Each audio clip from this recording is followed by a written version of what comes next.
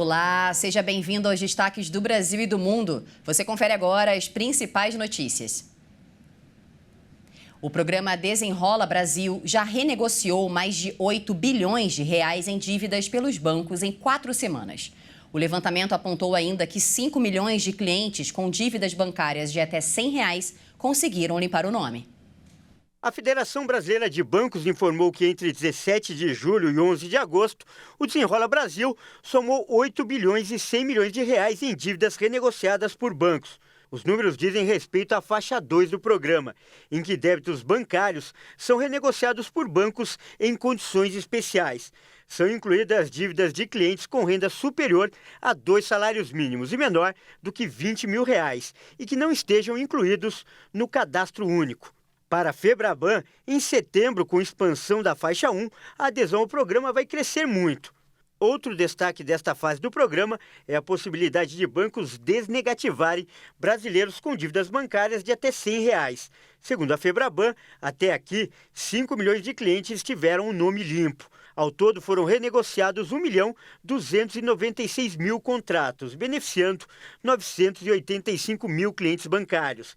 A adesão ao programa vai até o dia 31 de dezembro. E a estimativa do governo é que o Desenrola renegocie 50 bilhões de reais em dívidas bancárias até o final do ano.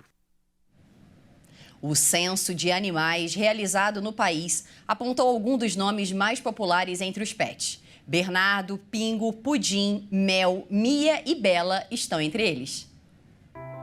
Segundo o censo focado em animais, o Pet Censo, os nomes mais populares são femininos. O primeiro lugar do pódio é a Mel. Na sequência, vem a Luna na segunda posição e a Nina em terceiro. O levantamento foi realizado com base em um banco de dados que conta com mais de 2 milhões e 500 mil pets cadastrados. Nesse ano, foram adicionados mais 150 mil animais. O top 10 é composto por, em primeiro lugar, Mel. Segundo lugar, Luna. Terceiro lugar, Nina. Quarto lugar, Amora. Quinto lugar, Thor. Sexto lugar, Luke. Sétima posição, Meg. Oitava posição, Maia. Nona posição, Theo. E no 10º lugar, Lola.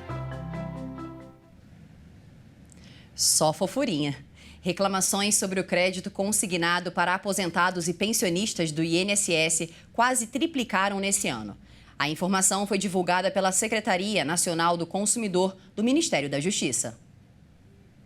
Segundo a Senacom, de janeiro a junho deste ano, foram registradas 43 mil reclamações sobre empréstimo consignado, alta de 270% em relação ao mesmo período do ano passado.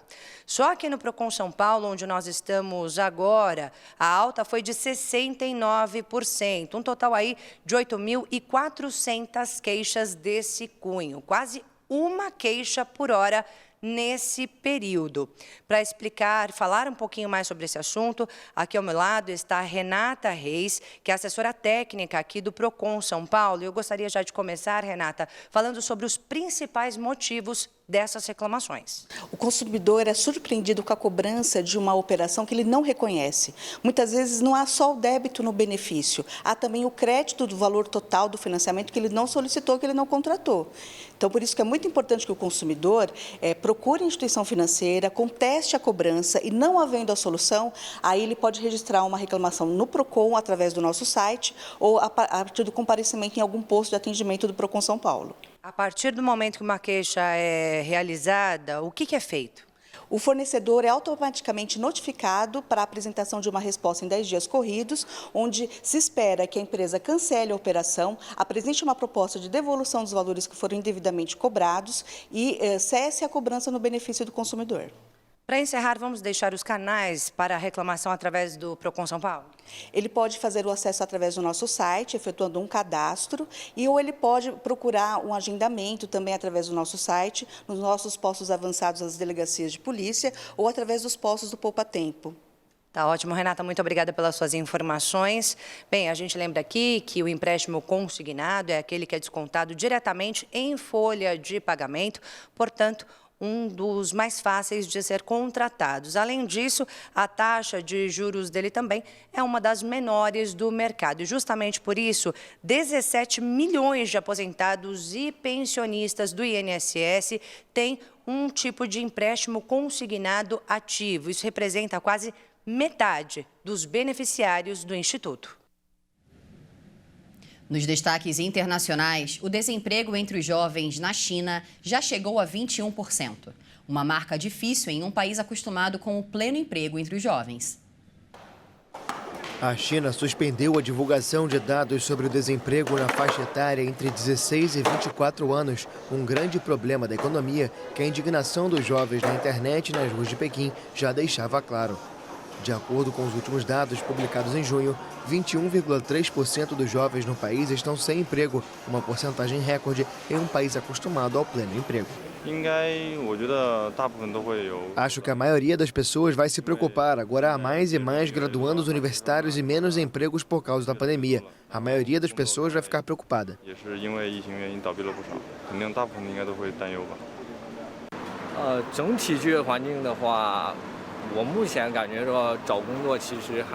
No geral, sinto que procurar emprego é difícil, especialmente para recém-formados. Pode faltar experiência ou habilidades profissionais e eles precisam continuar melhorando.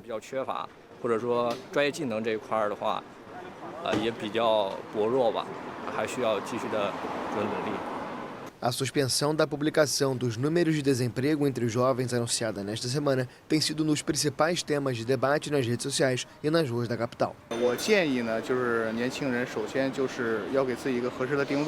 Meu conselho aos jovens é que primeiro se posicionem bem e procurem alguma direção. Essa direção é uma síntese de habilidades.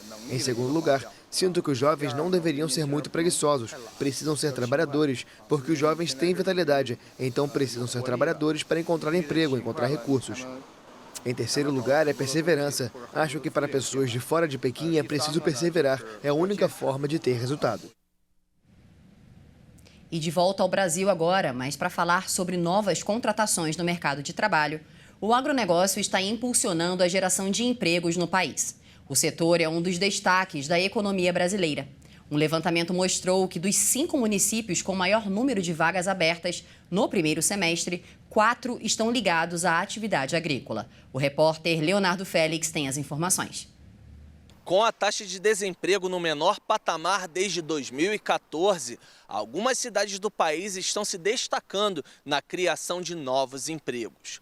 O que quase todas elas têm em comum é que suas atividades estão ligadas direta e indiretamente ao agronegócio. As informações são de um levantamento realizado pela consultoria LCA. Considerando os locais com mais de 50 mil habitantes, as cidades de Cristalina, em Goiás, Venâncio Aires e Santa Cruz do Sul, no Rio Grande do Sul, Canaã dos Carajás, no Pará, e Lençóis Paulistas, em São Paulo, foram as que mais criaram vagas de trabalho no primeiro semestre do ano, em relação ao seu número de habitantes. O único município desses 5 que não tem vagas ligadas à agropecuária é Canaã dos Carajás. 77% dos novos empregos têm como origem o setor de construção, impulsionado por obras públicas, além da cidade sediar o maior complexo de mineração do mundo. O mapeamento da consultoria foi realizado com base nos dados do Cadastro Geral de Empregados e Desempregados, CAGED. Em Cristalina foram abertas quase 3.500 vagas,